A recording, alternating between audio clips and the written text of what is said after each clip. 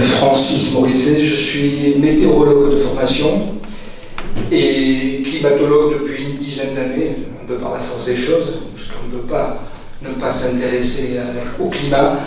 Alors la différence entre météo et climat, la météo, je vais le faire brièvement, la météo c'est un temps précis, sur un point précis, à un moment donné. Le climat, c'est la moyenne de tous les temps qu'il a fait et qu'il va faire. Surtout en climatologie, au départ, on s'intéresse au climat passé pour mieux comprendre le climat futur. Donc, c'est ce que je vais essayer de faire. Donc, sachez déjà en préalable que tous les chiffres que je vais vous présenter, que je vais sortir de mon chapeau, ce ne sont pas des chiffres inventés au hasard, ce sont des chiffres issus du dernier rapport du GIEC, du 6e rapport du GIEC, donc qui date tout récemment, depuis 2022. Le dernier rapport du GIEC, le GIEC, vous avez déjà entendu ce gros mot. Alors, je vous rappelle qu'il s'agit du groupe intergouvernemental d'experts sur l'évolution du climat, et qu'il s'agit non pas de scientifiques qui sortent des chiffres comme ça un peu au hasard, ce sont des milliers de scientifiques qui se sont réunis sous l'égide de l'ONU, et c'est une décision qui a été prise en 1988, la création du GIEC, à l'initiative, étonnamment, de Ronald Reagan et de Margaret Thatcher, donc en 1988, et on est sorti le premier rapport du GIEC en 89, puis le sommet de la Terre à Rio en 92, et ainsi de suite. Tous les 5 à 7 ans, on a un rapport du GIEC pour remettre disons que ces chiffres, pour réactualiser ces chiffres. Alors, un état des lieux pour commencer. Là, à l'échelle mondiale, sachez que donc, ce qu'on voit, la courbe que vous voyez, donc tout modèle confondu, on constate que 2023 a été l'année la plus chaude donc, au niveau de la planète Terre, n'a jamais mesuré sur le globe avec une anomalie moyenne proche de plus 1,5 degré par rapport à une référence. Vous allez revoir, vous allez voir plusieurs références au cours de la soirée. Nous, à Météo France, on a la référence pré-industrielle, l'époque pré-industrielle, donc on situe entre 1850 et 1900. Et puis on se réfère également à une époque un peu plus récente, donc qui va de 1976 à 2005, puisqu'en climatologie, on réfléchit sur une trentaine d'années, on fait des moyennes de temps sur une trentaine d'années, c'est ce qui a été admis communément à l'échelle mondiale du GIEC. Donc on voit que toutes les températures confondues, depuis tout modèle confondu, les températures ont augmenté de plus 1,5 degré. Et en moyenne, sur 10 ans, cette anomalie dépasse dès à présent, désormais, 1,2 degré en positif. Et c'est une valeur inédite depuis 100 000 ans. Alors pourquoi on se permet de dire 100 000 ans? Puisqu'on a fait, je ne sais pas si vous êtes au courant des carottages qui ont été effectués en Antarctique, entre autres, on a pu remonter jusqu'à 850 000 ans dans le passé. Donc on peut vous dire avec certitude, puisqu'en prélevant donc, des carottages glaciaires, on s'est rendu compte que la glace, chaque année, emprisonnait l'air et le gaz carbonique à chaque période où la glace s'est formée. Et donc, voilà, donc on sait que la température n'a jamais été aussi haute depuis 100 000 ans. Voilà, alors un diagnostic sans ambiguïté. Le réchauffement actuel est complètement dû aux gaz à effet de serre émis par l'homme. Et donc ces impacts sont nombreux, notamment sur le cycle de l'eau. Alors là, sur ces 3 planisphères, on constate, en fait, c'est une projection, c'est une projection du climat futur, une projection de l'augmentation ou de la diminution en eau, donc l'écart relatif des précipitations, en fonction du réchauffement. Donc pour un changement simulé pour 1,5 degré, à droite, au centre pour 2 degrés, et à droite pour 4 degrés. Et donc on se rend compte qu'effectivement les précipitations vont être plus importantes aux hautes latitudes. Alors ce qu'on appelle les hautes latitudes, c'est dès qu'on va se rapprocher des latitudes proches du cercle polaire, des cercles polaires, arctiques ou antarctiques. Également dans les zones équatoriales, au niveau de l'océan Pacifique équatorial notamment, au niveau des pays de mousson, comme l'Asie du Sud-Est, mais également l'Afrique. Alors, il faut prendre tout ça avec un relatif...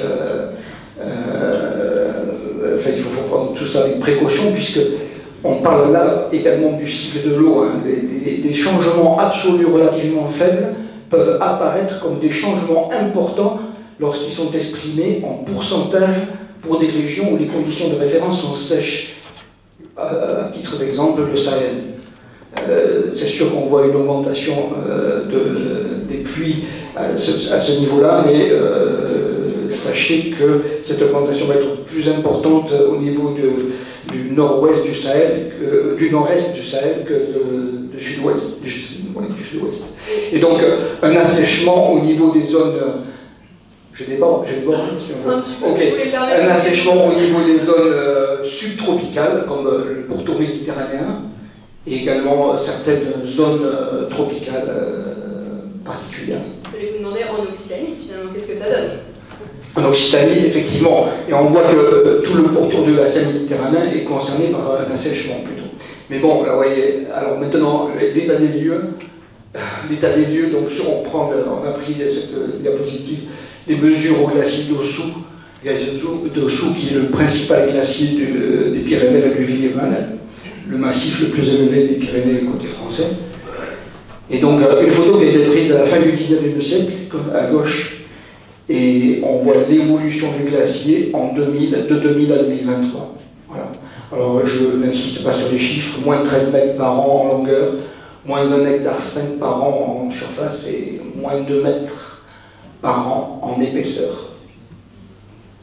Les températures qui augmentent, alors là je vous ai pris l'histogramme des températures pour Tarbes, au sein, mais j'aurais pu prendre celui d'Auch ou celui de Biarritz, c'était la même physionomie. On voit que la température en France, et notamment donc à Tarbes comme à Auch, est la deuxième température, enfin la deuxième année la plus chaude. L'année la plus chaude ayant été 2022. Également, l'augmentation de l'évapotranspiration potentielle, ce qu'on appelle l'ETP en termes, donc c'est l'évaporation des végétaux et des sols, qui est en augmentation de plus de 25% par rapport aux années 70. Voilà, un cumul annuel de pluie relativement stable. Hein, ça, c'est les précipitations, les cumuls de précipitations année par année à Auch depuis les années 60. Donc on voit que ça varie, mais c'est un cumul annuel relativement stable. Par contre, un stock nival en baisse nettement. Le stock nival, c'est l'équivalent du manteau neigeux au 1er mai. C'est ce qui va alimenter nos rivières ensuite. Et donc, on voit que l'année 2023 a été la plus sèche avec 1997, enfin la plus sèche, ou les années avec un stock nival très bas. Ici, en haut à gauche, donc c'est ce qu'on appelle le SWI. Ce sont des diagrammes d'humidité des sols. En haut, en bleu, la courbe représente les records de sol humide. En bas, en gris, les records de sol sec. Et au milieu, on a deux courbes orange, l'une orange et l'une verte. La courbe orange représente mois par mois, si vous avez suivi, c'est mois par mois. La courbe moyenne sur les 30 années de 1961 à 1990 en orange, et la moyenne en vert, la moyenne 30 ans plus tard, de 91 à 90.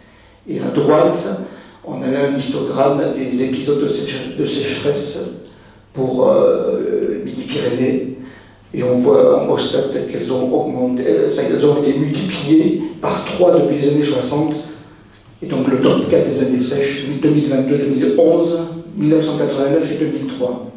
Assèchement de plus de 15 jours. Alors maintenant, On va se projeter vers le futur, on va essayer de loin. Quelle projection pour 2050? Alors, déjà, comment ça marche? Toutes ces courbes. En haut, à gauche, ce qu'on appelle les RCP. On a 4 scénarios dont on a tiré 3 surtout.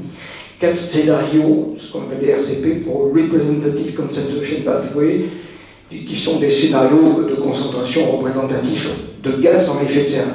Ce sont qui traitent des émissions de gaz à effet de serre. Et donc, le 2.6 est le scénario vertueux, qui répond aux accords de Paris, et le RCP 8.5 étant le scénario du pire, puisque si l'on ne fait absolument rien. Voilà. Et donc, on a ces scénarios et on se sert ensuite, ce qu'on fait à l'instar des prévisions météorologiques, on effectue des projections sur des modèles climatiques de circulation globale. Et on quadrille, à l'instar des prévisions météorologiques, on quadrille la planète en petits carrés qui ressemblent aux mailles d'un filet. Et ces petits carrés ont, à l'échelle globale, une maille en moyenne de 150 km. On zoome ensuite sur une région et on procède à ce qu'on appelle une descente d'échelle en zoomant et on parvient à une maille de 12 km de côté à laquelle on applique une adaptation de correction de biais grâce à une adaptation statistique. C'est l'adaptation statistique à l'amont et on arrive... C'est la méthode. On arrive à... Voilà, c'est la méthode. Et donc on se sert de 3 scénarios pour 17 simulations. Ces 17 simulations sont des jeux de modèles, de couplage de modèles globaux avec des modèles régionaux. Voilà. Et donc on obtient sur les 17 simulations que je vais montrer par la suite, et on arrive donc à l'horizon 2050. Il est attendu un réchauffement global d'environ 2 degrés par rapport à la référence, attention, à la référence 1850-1900, soit plus 2 degrés 1, alors cette fois-ci par rapport à la référence 76-2005 pour la France, correspondant au scénario RCP 8.5, le scénario du pire. Donc la prospective, c'est plus 2 degrés. Voilà, alors cette diapo, c'est la plus compliquée, la plus complexe. Vous pensez que c'était avant? Chaque point bleu représente, chaque point bleu est une simulation. Donc, 17 points bleus pour 17 simulations. Et donc, sur l'axe horizontal, l'axe des abscisses, on a l'écart relatif de précipitation. Et sur l'axe vertical, l'axe des ordonnées, on a l'axe des écarts de température. Et chaque point bleu représente donc une simulation du modèle. Et donc, on a une ligne qui est rouge qui représente la médiane des températures. Et la médiane anti-reté vert, c'est la médiane des précipitations. Donc voilà, ici, on a plus 1,4% d'augmentation de précipitations et on a plus 2,5 degrés d'augmentation des températures. Mais cette diapo, surtout pour dire qu'on ne peut pas se tenir qu'à la représentation des médianes. Il faut, en simulation, donc en simulation d'adaptation, pour évaluer les scénarios d'adaptation, on a besoin également des extrêmes. Donc je choisis les scénarios proches du croisement des 2 médianes, ainsi qu'une simulation extrême, par exemple celle-là en haut à gauche, plus chaude et plus sèche. Et là on voit qu'on peut aller en température de plus 1,8 degré, la température la plus basse, jusqu'à plus 3,2 degrés. Et en précipitation, on peut aller de moins 5,5% jusqu'à plus 11%. Voilà, pour tout ça, pour donner, on arrive sur le sud de la France, avec une température moyenne en hiver qui présente une hausse d'environ plus 2,3 degrés. Alors, dessous, vous avez les extrêmes comprises entre plus 1,7 degré et plus 2,6 degrés. Une température au centre en été, moyenne en été, en hausse d'environ plus 2,9 degrés. Et une évapotranspiration, donc l'évaporation des végétaux, donc, en hausse de 60 à 100 mm, soit plus 13% d'évapotranspiration. C'est ça qui va compter ensuite. Par rapport au cumul hivernal de précipitations, en hausse moyenne, donc en hiver de plus 14%, en été une baisse moyenne de moins 11%, et une intensité des pluies intenses, alors qui concerne effectivement surtout les Pyrénées-Orientales, de plus 10%, en toute comparaison entre plus 8 et plus 18%, et qui concerne essentiellement les Pyrénées-Orientales, à cause des épisodes méditerranéens où c'est le...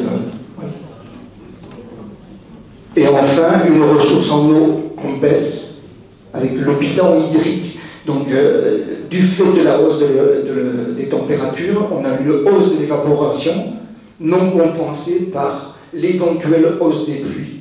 Le bilan hydrique, donc pluie moins évapotranspiration, sera en baisse sensible d'environ 100 mm par an. Et avec un stock nival qui, au 1er mai dans les Pyrénées, donc utile pour les écoulements des débuts d'été, sera aussi en nette baisse. La baisse attendue du stock nival moyen est en forte baisse dans les Pyrénées. Moins de neige, puisqu'il pleut davantage là où il neigeait auparavant, et une fonte plus précoce. Et un nombre de jours de sol sec en forte hausse, près d'un mois supplémentaire. Et enfin, pour revenir sur le fait qu'il ne faut pas, en matière d'adaptation, s'en tenir aux seules moyennes, mais également aux extrêmes. Donc là, ici, ce diagramme représente les points bleus. Ce sont les situations observées entre 1976 et 2022. Et on aperçoit en bas un peu à gauche, l'année 2022, donc la plus chaude et la plus sèche jamais observée, donc en France. Et à droite, donc en orange, les années futures plus chaudes et plus sèches que 2022. Et donc on voit au moins deux années plus chaudes et plus sèches que 2022. Vous n'en voulez pas, Francis, si j'essaye, fais-moi l'exercice. Ce qui est à retenir, que je ne vous le cache pas, moi je suis plutôt animatrice de réunion, mais absolument pas climatologue ni quoi que ce soit. Si on devait retenir en quelques phrases, on vous l'a remis aussi sur les livrets pour que vous puissiez repartir avec. Je pense que ce qu'on a essayé de vous dire ce soir, c'est que déjà, si on regarde ce qui s'est passé depuis les années 60, force est de constater que le changement climatique, il est lié aux activités humaines. On n'est pas forcément beaucoup revenu dessus, mais c'est le constat un petit peu qui met tout le monde, qui met la communauté scientifique d'accord, et c'est une trajectoire qui est inédite au niveau planétaire. Ça se matérialise comment? Principalement par une hausse des températures. Depuis les années 60, on est plus 1,5 degré, mais aussi de l'évaporation, tout ce qui sort des sols et des arbres et des végétaux. Même si on a plutôt des pluies qui tombent de niveau stable, ce qui est un peu dramatique, là où c'est problématique sur ce qui s'est passé depuis les années précédentes, c'est plutôt le manteau neigeux qui a tendance à diminuer et l'assèchement du sol, que ce soit en été, mais aussi en hiver. Pour compléter le manteau neigeux, une perte de moins 10 à moins 40% en 2050, d'ici 2050. Et je pense qu'on le constate tous les ans, une augmentation aussi du nombre d'épisodes de sécheresse. Ce qui n'empêchera pas des années plus humides, plus arrosées, plus neigeuses. Exactement. Et c'est peut-être un peu ça le message principal de ce soir sur les projections climatiques à 2050, c'est qu'il y a une question de moyenne, évidemment, de climat. On va pouvoir à peu près projeter avec ces fameuses 17 situations, je ne reviens pas là-dessus. Mais la difficulté, c'est qu'est-ce qu'on fait quand on a des extrêmes de très très fortes sécheresses, d'années très très dures, de fortes pluies aussi d'un coup. Et je pense que, moi je trouve ça que je trouve assez hallucinant sur ces questions de projection, c'est qu'on sent qu'on a déjà les éléments aujourd'hui quand on voit, je ne sais pas moi, le nord de la France qui est soumis à des inondations extrêmes à répétition, etc. Donc c'est des épisodes qu'on commence à percevoir mais qui vont s'intensifier dans le temps, si je me permets, Francis. Là, c'est une année un peu particulière, puisque c'est une année à Niño, ce qui nous vaut le raid des dépressions sur le 45e ou un peu au nord du 45e. Et donc voilà. Avec une projection aussi, entre guillemets, consensuelle, la baisse du niveau de l'eau, la baisse de la quantité d'eau disponible, ce qui me permet de faire le lien, peut-être, avec Eric Soquet sur finalement ce climat, ces projections. Merci beaucoup.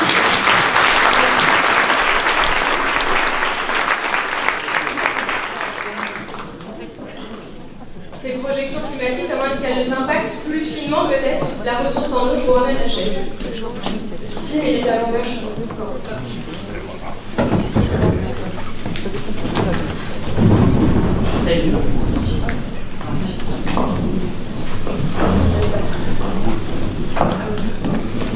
Donc bonjour à tous. Donc je suis Eric Soquet, directeur de recherche en hydrologie, et donc j'ai pas mal travaillé sur ces aspects de changement climatique. J'y travaille toujours d'ailleurs, puisque je suis coordinateur scientifique d'un projet Explore 2 qui cherche à actualiser les connaissances sur l'impact du changement climatique. Et donc je vais vous donner un certain nombre de résultats qui ont été obtenus dans le cadre de ce projet, qui sont tout à fait inédits puisqu'ils sortent de mon ordinateur de lundi. Voilà. Donc pour commencer, quelques éléments sur le cycle de l'eau. Donc on vous a parlé de précipitations, de température, mais en fait pour les traduire en termes de débit, qu'est-ce qui est important? Quels sont les facteurs qui vont expliquer l'évolution des débits? Alors, il y a évidemment les précipitations. Sans précipitation, il n'y a pas d'eau dans les rivières, il n'y a pas d'eau dans les nappes. Ça, c'est un facteur d'évolution qui va être très important. L'autre terme qui va être également très important, c'est ce qui est relatif à l'évaporation. Donc, c'est un processus physique lié aux végétaux, lié au sol, et qui va avoir une influence majeure pendant la période estivale, le moment où les végétaux ont évidemment le plus besoin d'eau. Donc, c'est ces composantes-là qui vont être assez essentielles dans l'évolution des débits que vous allez pouvoir voir, ou l'évolution passée de ces débits. Alors, donc pour ce qui est de l'impact du changement climatique sur la ressource en eau, donc il y a un impact, ce qui a été évoqué avant, sur la partie, on va dire, aérienne du cycle de l'eau, et avec notamment cette capacité accrue de l'atmosphère à contenir de l'eau, du fait de l'élévation des températures, des processus d'évaporation, et puis pour certains secteurs comme les montagnes, l'évolution de tout ce qui est fonte glaciale. Alors en termes de gestion de l'eau, quelles conséquences ça peut avoir? Quelles sont les questions que l'on se pose aujourd'hui, notamment est-ce qu'il y a une trace qui est perceptible dans les débits que l'on observe aujourd'hui, imputable au changement climatique? Quelle est la part liée aux actions de l'homme par rapport au changement climatique? Ça, c'est des questions que l'on a actuellement. Et évidemment, pour soutenir ça d'une certaine manière, il y a notre impact direct, c'est-à-dire notamment ces derniers étés avec des restrictions d'eau qui ont pu apparaître de manière plus fréquente. Et pour le futur, qu'est-ce qu'on pourrait imaginer comme scénario un peu peut-être catastrophe, des risques qui peuvent être accrus. Donc la question se pose sur le dimensionnement d'un certain nombre d'ouvrages de protection. Également sur la ressource en eau, quelle est la probabilité d'émergence de conflits d'usage, et puis n'oublions pas les écosystèmes, avec eux qui n'auront pas la connaissance pour anticiper, mais qui subiront le climat plus des actions anthropiques, et qui font qu'ils vont être dans une situation parfois critique, notamment quand on a des rivières qui sont à sec et des poissons qui sont dans la rivière. Donc on a deux approches que je viens d'exposer. Plutôt l'approche passée, on essaye de voir de faire un constat, et puis le futur avec des outils de modélisation qui ont été mobilisés dans le projet Explore. Sachant que les deux dialoguent quand même, quand on est scientifique, on regarde le passé et le futur pour voir si évidemment il y a une continuité entre les deux, ce qu'on espère. Alors, on va commencer par une petite carte de France. Je vais faire une analyse à l'échelle de la France avant de venir sur votre territoire. Donc ici, vous avez représenté, chacun des points est un point sur lequel on a des observations de débit suffisamment longues et également qui sont peu influencées, c'est-à-dire là où l'impact anthropique est très très faible ou considéré négligeable sur les débits. Et qu'est-ce qu'on a fait? On a regardé des caractéristiques de débit. Ici, c'est le débit annuel. Chaque année, on regarde le débit moyen qui s'est écoulé pendant l'année. Et donc, on a une chronique, comme ça, qui a été analysée entre 1968 et 2018, de valeurs qui correspondent donc à une série temporelle.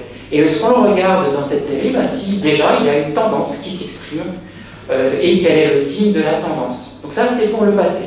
Donc quand vous avez un signal qui est vert, ça signifie que vous avez dans le passé une tendance à la hausse qui a été observée dans les débits annuels. À l'inverse, quand vous êtes dans le marron, situation plutôt inverse, hein, on est dans une diminution de la ressource annuelle qui a été constatée. Alors ici, vous avez donc cette France qui est d'une certaine manière coupée en deux, où vous voyez une prédominance d'un signal, des points qui sont représentés en marron, signe d'une diminution de la ressource à l'échelle annuelle. Il y a quelques points qui émergent en vert, qui sont positionnés sur la partie nord de la France. Donc ça, ces travaux-là sont publiés, publics. Vous avez ainsi un lien où il y a une plateforme où vous pouvez examiner pour l'ensemble du territoire français ces évolutions sur d'autres variables hydrologiques.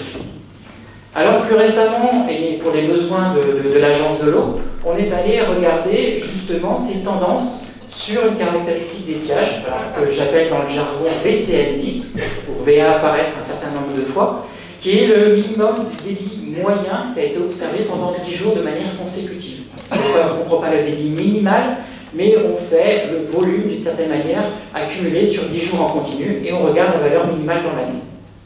Et donc vous avez exactement le même type de représentation, j'essaie d'être un peu homogène dans mes présentations, c'est-à-dire la couleur marron, représentative d'une diminution de la variable hydrologique analysée. Donc qu'est-ce qu'on a pu constater?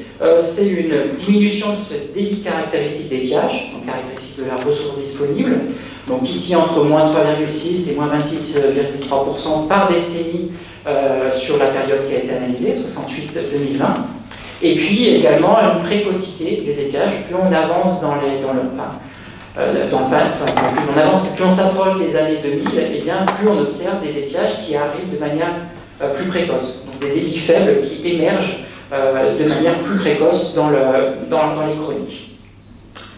Voilà pour le constat. Alors si on fait une analyse un peu globale, je ne vais pas commenter la totalité de la diapo, mais en gros, on a un signal à l'échelle mondiale, vous avez des évolutions qui sont contrastées d'un territoire à un autre, vous n'avez pas forcément partout ce que je vous ai montré. Vous voyez bien qu'il y a un distinguo nord-sud. À l'échelle de certains territoires, il y a des tendances communes qui émergent, une cohérence d'ensemble. Par contre, quand vous prenez de la distance et vous regardez les choses à l'échelle européenne, vous allez voir des disparités. Ce que l'on voit, c'est que quand on a un processus qui est vraiment très très lié à la température, comme pour les glaciers, par exemple, et bien là, en général, c'est quasiment sûr, tout le monde a un signal fort qui est imputable au changement climatique et à une diminution des glaciers. Et puis pour dernière chose, tout à l'heure on a parlé d'années très très chaudes. Nous en 2022, on a, si on peut dire, le record des débits les plus faibles qui ont pu être observés en France. Voilà.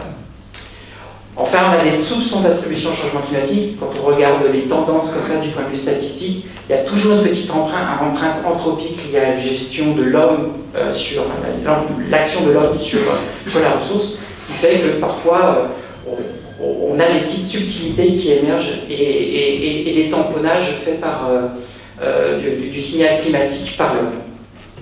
Alors voilà pour le passé. Maintenant je vais passer au futur. Donc je vais reprendre un petit peu la suite de l'exposé précédent et vous parler de modèles. Voilà, on n'y échappe pas, c'est-à-dire quand on parle de futur, on passe par des modélisations qui sont plus ou moins sophistiquées. On passe tous par le climat, c'est-à-dire les modèles de climat qui ont été présentés avant.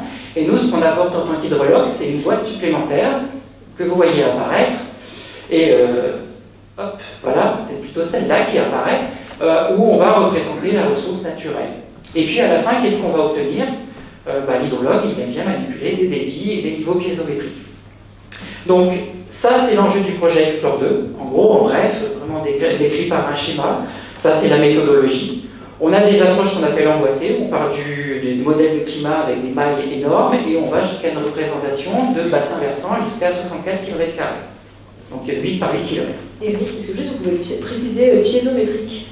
Le niveau piézométrique, enfin la piézométrie, c'est tout ce qui est relatif aux hauteurs dans les nappes. Voilà, on est plutôt dans le monde souterrain. Et moi, je suis hydrologue superficiel. Donc je suis dans les débits et aujourd'hui, je vais vous parler que de débit.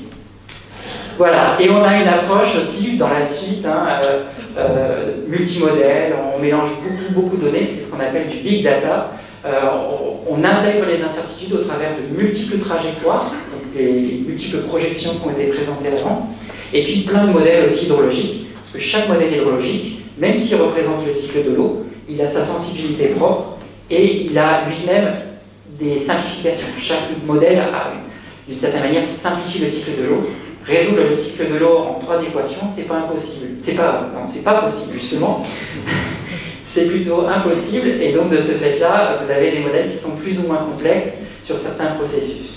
Donc on a plein de modèles aussi. Donc on fait foisonner les données fournies par les collègues du climat. Alors, par contre, ce qui m'inquiète, c'est que j'ai plus ma carte. Ouais, moi je l'ai là. Ah oui, bah, bon, j'avais une magnifique carte du territoire où en fait je vous disais simplement que j'allais illustrer les résultats sur 3 points du territoire.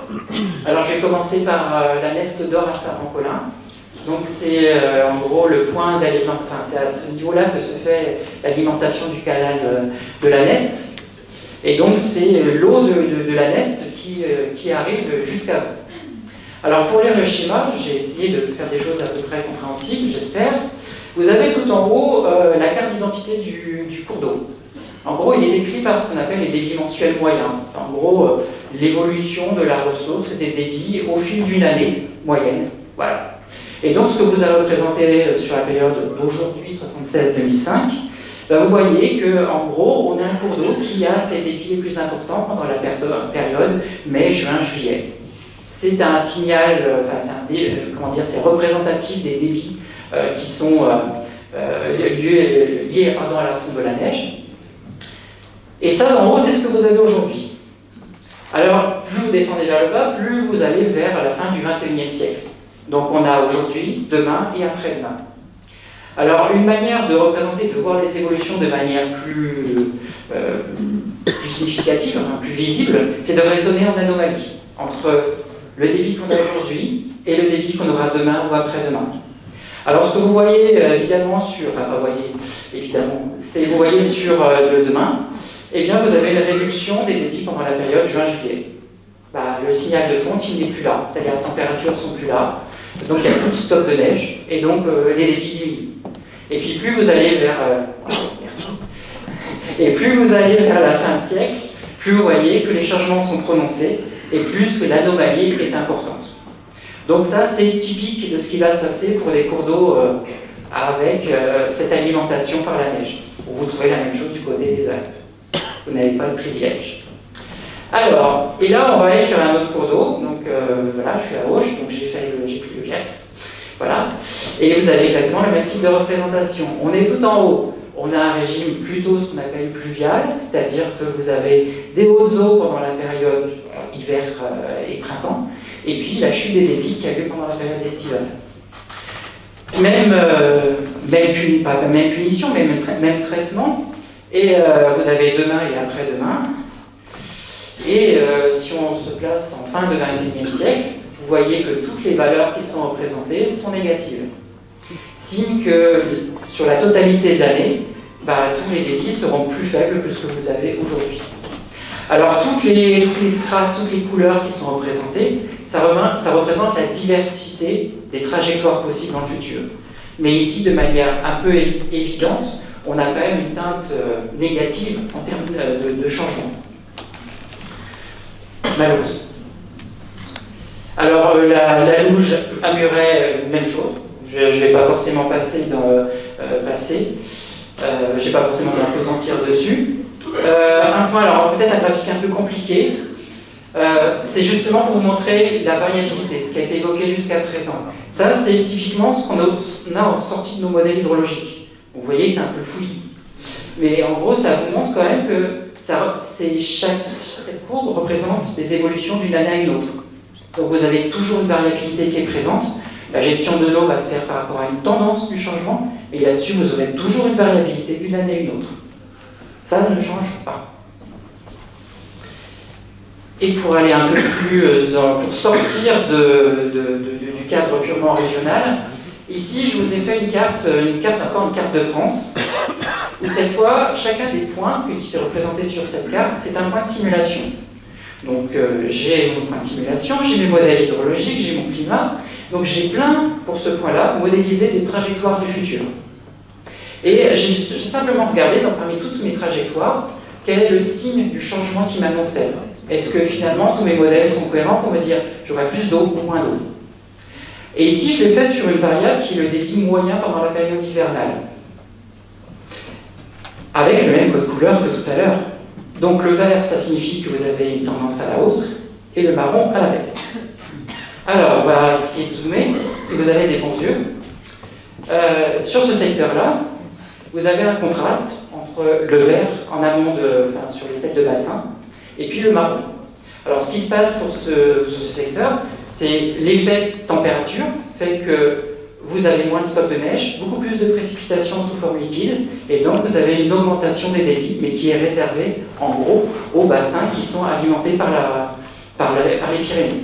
En Piémont, il n'y a pas l'effet neige, il n'y a pas cet effet-là, et donc de ce fait-là, vous avez ici la conséquence des diminutions de précipitations. Et puis, si on regarde ensuite un débit d'étiage, mon fameux VCM10, voilà, c'est pas ma couleur préférée. Ici, quand on regarde à l'échelle de la France, quasiment tous les points sont en marron. Ça signifie qu'en gros, globalement, sur toutes mes projections, eh bien, j'ai une tendance à la baisse. Ça veut dire que finalement, tout le monde sera logé à la même enseigne, sauf le nord de la France, parce qu'il y a un fonctionnement très particulier lié aux aquifères. Voilà, donc la question c'est, je vais aller prendre de l'eau chez mon voisin, c'est pas trop possible. Enfin, a priori, il sera logé à la même enseigne que vous. Enfin, ça vaut pour tout le territoire français, j'entends. Donc, majorité du territoire à la baisse. Vous notez, je n'ai pas donné de chiffres, je ne donne pas de chiffres actuellement sur moins 10, moins 20, moins 40, moins 50%. J'en ai aucune idée, je ne les ai pas regardés, j'ai juste regardé la cohérence des signes. Voilà. Et le fait qu'on a un consensus. Un dernier point très rapide, je pense que je vais passer aux conclusions parce que je pense que je suis très bavard. C'est sur les cours d'eau intermittents. Donc il y a beaucoup aussi d'interrogations sur en gros le phénomène d'intermittence, l'assèchement des cours d'eau. Est-ce que dans le futur je trouverai des cours d'eau qui n'auront plus d'eau dans leur rivière? Alors la carte est un peu plus compliquée, j'ai pas pris les mêmes codes couleurs, je suis désolé. Mais en tout cas, ici, vous avez la situation, en gros, c'est sur la gauche, la probabilité d'avoir un cours d'eau à sec sur des régions où vous voyez à peu près dessinées. Donc, on est dans la situation actuelle. Donc, on a des territoires qui, effectivement, ont plus d'assèchement d'autres. Hein. Quand on est dans les marrons autour de la Méditerranée, eh bien, c'est connu quand même pour un secteur où il y a des cours d'eau qui sont à sec. Et puis là, je me projette en fin de 21e siècle, et je regarde ce qui se passe. Et bien, vous voyez que la carte qui était dans les tons bleutés, elle passe en orange et en rouge, voire en très rouge, sur certains territoires, avec signe d'une augmentation de la probabilité d'avoir un cours d'eau. Alors, sur des têtes, ce qu'on appelle des têtes de bassin, donc des petits cours d'eau. Hein. On n'en est pas sur la Garonne, évidemment. Donc en tout cas, vous avez malheureusement le changement climatique risque de s'accompagner par ces phénomènes d'intermittence. Voilà, je vais conclure, à moins que... Donc, on peut le faire à deux voix. On va le faire à deux voix. Je commence? Non, simplement, on va dire que sur le changement climatique, on a des choses qui sont assez contrastées. Vous avez pu voir que le nord de la France et le sud de la France, sur certaines variables hydrologiques, vous voyez qu'il y avait des différenciations. Sur d'autres, au contraire, on avait on va dire, une forme d'uniformité en termes de réponse. Donc il y a quand même des contrastes qui émergent. Finalement, c'est des contrastes qu'on retrouve aussi sur la prospective, la trajectoire du fin de siècle pour le débit annuel, c'est-à-dire la quantité d'eau qui va couler en moyenne sur l'année. Il y en aura relativement moins dans le sud de la France que par rapport au nord de la France, sauf pour la période précise du débit d'étiage, en tout cas quand on prend la question du minimum de ce qui coule dans la rivière. Exactement. Ça c'est bon. Et ça c'est bon, et c'est vraiment conditionné par l'évolution des précipitations. Pareil, quand on regarde l'évolution des précipitations à l'échelle de la France, sous RCP 8.5, donc je n'ai pas réévoqué ça, mais on est dans le scénario le plus émetteur de gaz à effet de serre. On est dans une forme de contraste fort entre une pluviométrie plus abondante sur le nord de la France en période hivernale et pour le reste de la France, une situation beaucoup plus critique en termes de précipitations. La notion de stationnarité. Oui, ça veut dire qu'en gros, on est amené tous à changer. Voilà. En gros, raisonner par rapport à une gestion passée, c'est certainement se tromper. Parce qu'il y a beaucoup de choses qui vont changer, notamment le climat. Il y a d'autres facteurs évidemment qui peuvent intervenir dans nos vies. Mais en tout cas, il y a forcément à prendre en compte cette non-stationnarité. Et puis le climat, comme c'est évoqué ici, le climat ne sera pas stabilisé d'ici demain. Si on engage, et ça il faut le faire, une politique d'atténuation, on va arriver à réduire forcément l'augmentation de la température, mais on est dans une courbe qu'on ne va pas inverser du jour au lendemain en termes d'effet de nos actions, en termes d'émissions de gaz à effet de serre. Et puis le message du scientifique. Nous l'appel. Oui. Voilà. Provocation peut-être. Voilà. Non, c'était simplement pour dire qu'on est dans un phénomène qui se déploie en même temps qu'on l'analyse. Donc on a nos outils qui challenge d'une certaine manière le changement climatique challenge nos outils, pardon. Donc ça signifie qu'à ils sont en perpétuelle amélioration. Du point de vue conception, du point de vue également, on a des moyens de calcul qui sont de plus en plus développés. Et puis on a également la connaissance, c'est-à-dire les images satellites, l'observation de terrain. Toutes ces informations enrichissent tous ces modèles et on essaye au mieux de répondre comme aujourd'hui, à des interrogations pour anticiper demain, mais c'est pas évident. Et compte tenu de tout ça, de tout ce que je viens de dire, de cette connaissance qu'on a accumulée au fil de l'eau, eh bien on est obligé de faire des exercices assez réguliers, enfin on essaye de le faire, et pour mettre à jour de manière régulière, c'est-à-dire ce que je vous ai présenté aujourd'hui sur Explore 2, eh bien il faudra peut-être renouveler l'exercice dans 10 ans pour savoir si on a une vision plus précise, est-ce qu'on a réduit les incertitudes sur certains aspects ou pas. Merci beaucoup pour ces éléments.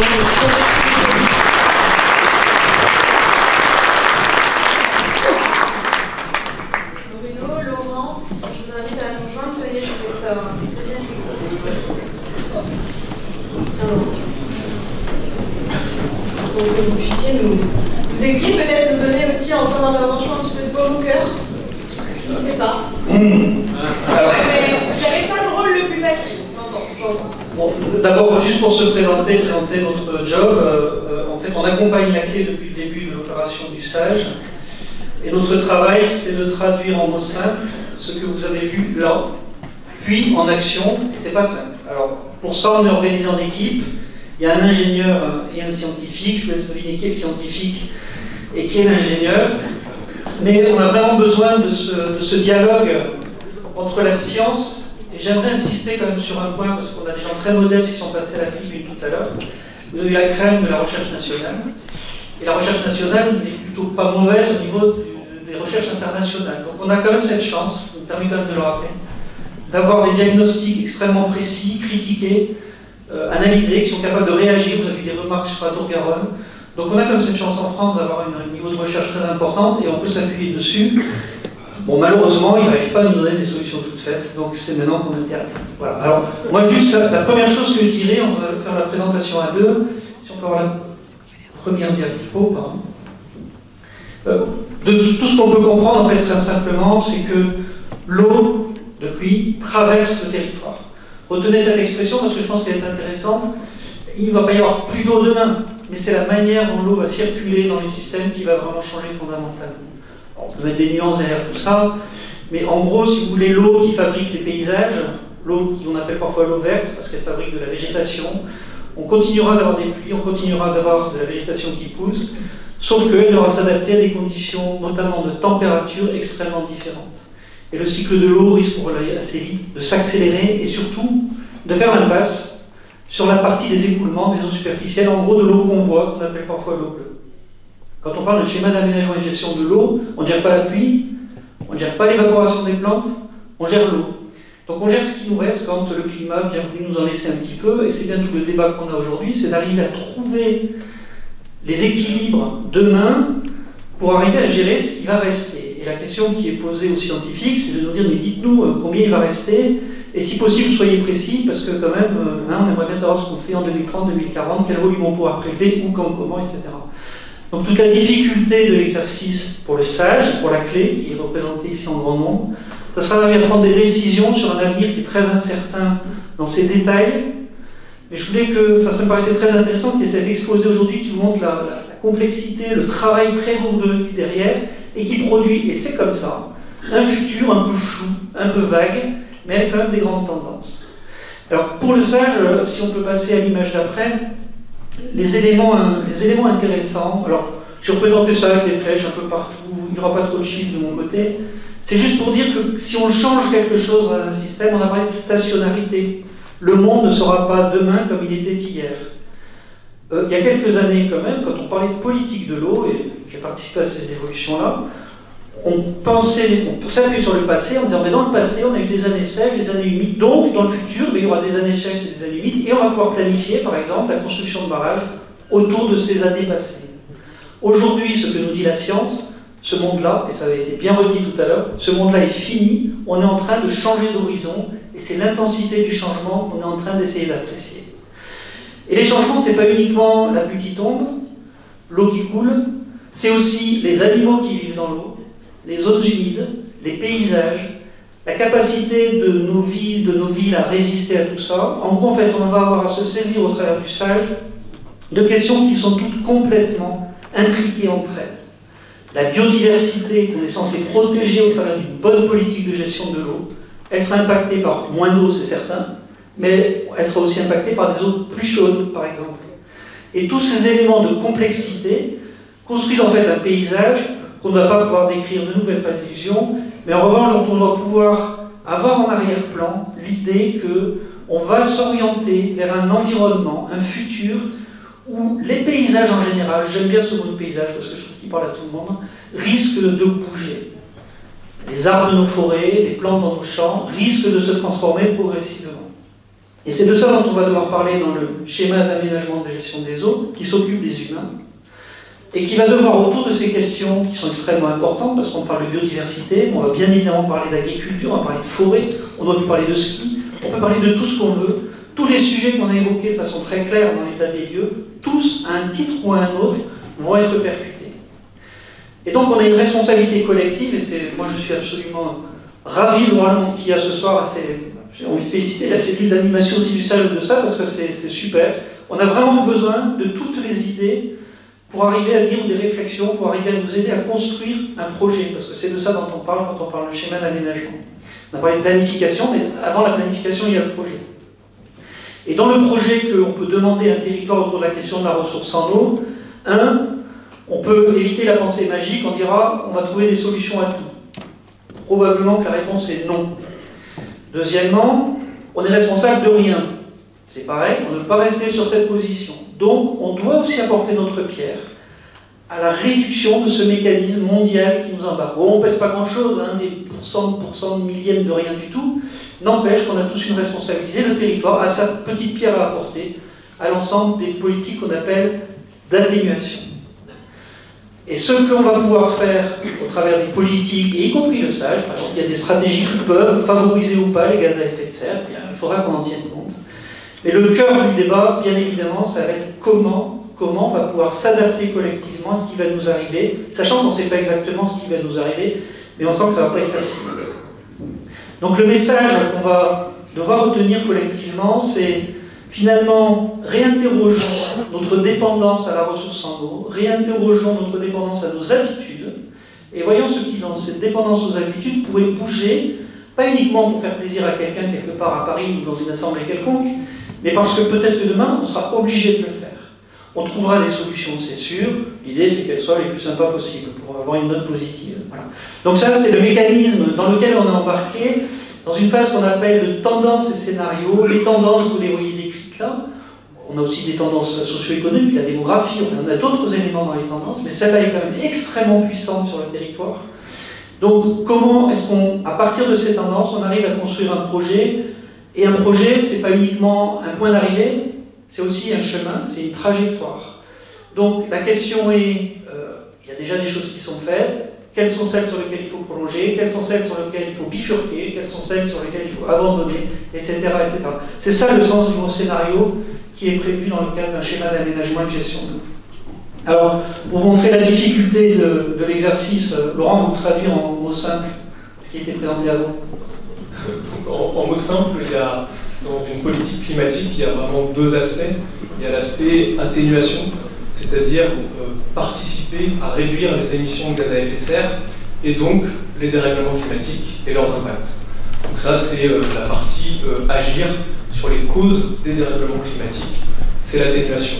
Et il peut y avoir un certain nombre de leviers d'action qui rentrent dans le cadre du SAGE. Et le deuxième aspect, c'est l'adaptation aux conséquences de ces dérèglements climatiques. Donc là, on cherche à agir sur qu'est-ce qui va se passer étant donné les dérèglements climatiques qu'on est en train de vivre et qu'on va continuer à vivre, on l'espère le moins possible, grâce aux politiques d'atténuation. Donc là, c'est un petit peu pour reprendre, de façon un petit peu résumée, ce qui a été dit précédemment. Donc les deux graphiques que vous voyez ici, c'est les courbes de température, donc ici à Auch et à Tarbes. Donc l'évolution des températures depuis les années 60 jusqu'à maintenant.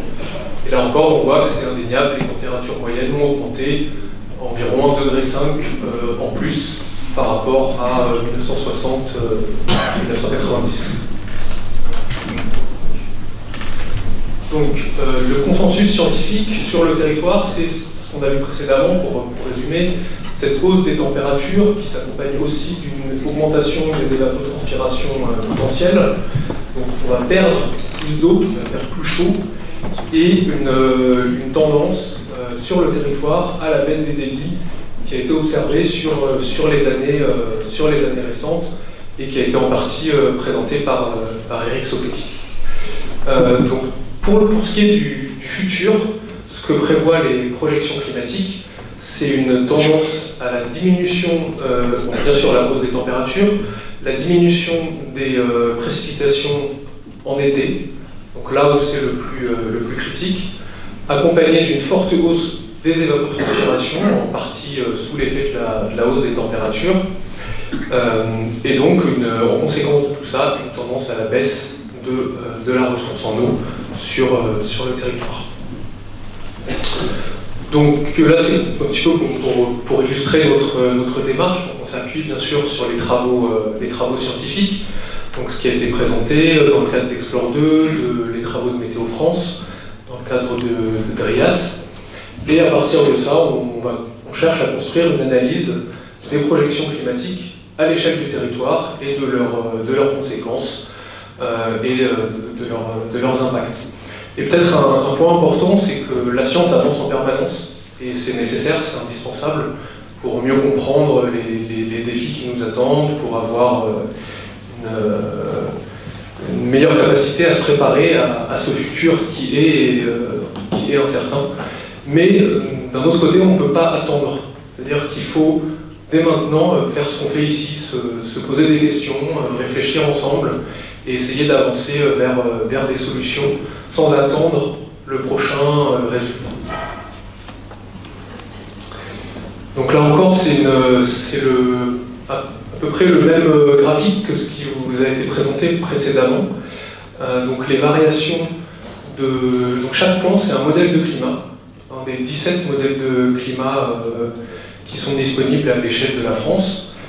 Et c'est ce que chacun de ces modèles prévoit sur le territoire, sur la Gascogne. Donc là, on est vraiment très local sur les coteaux de Gascogne. Donc, ce que nous disent ces modèles, pour aller vite, en termes de température, on voit que tout est en plus chaud, entre plus 1,6 degré et plus 2,8 degrés à l'horizon 2050 par rapport à 1981-2010. Donc on a une fourchette, on a des incertitudes, mais on a une certitude, les températures vont augmenter. Pour ce qui est des précipitations, vous voyez, il y a une petite étoile, vous êtes ici, c'est l'état actuel des choses. C'est beaucoup plus incertain, il y a un peu plus de points verts sur la gauche, avec moins de précipitations, mais il y en a aussi sur la droite. Donc ça, c'est pour les précipitations annuelles. Si on s'était focalisé sur l'été, ce serait très différent avec la quasi-totalité des points qui seraient à gauche du zéro. Donc ces précipitations, cette température avec l'évapotranspiration qui va avec, ça conduit à des débits dans les rivières. Et là, si on se place plus à l'amont du territoire, sur la Neste à Saran-Colin, l'ensemble des courbes, c'est l'ensemble des modèles qui étaient disponibles jusqu'à il y a quelques jours. Donc il y a 17 modèles de climat fois 4 modèles hydrologiques. Ça fait 68 courbes qui nous donnent une fourchette de possibles hydrologiques. Juste une remarque, c'est le président de la clé qui va choisir laquelle on suit. Avec le préfet, bien sûr. À l'aide de la concertation. Et donc ce qu'on représente ici, c'est une moyenne, donc là c'est une moyenne glissante sur 30 ans, pour justement lisser ces effets de variabilité d'une année sur l'autre. Mais les lisser, ça ne veut pas dire les ignorer. On fait ça pour viser une tendance. Et il faut toujours garder en tête, là encore, c'est ce qui vous a été présenté également précédemment, que dans le futur, il y a des grandes tendances, mais il y aura aussi toujours des années extrêmes, des années très sèches, et puis aussi des années humides.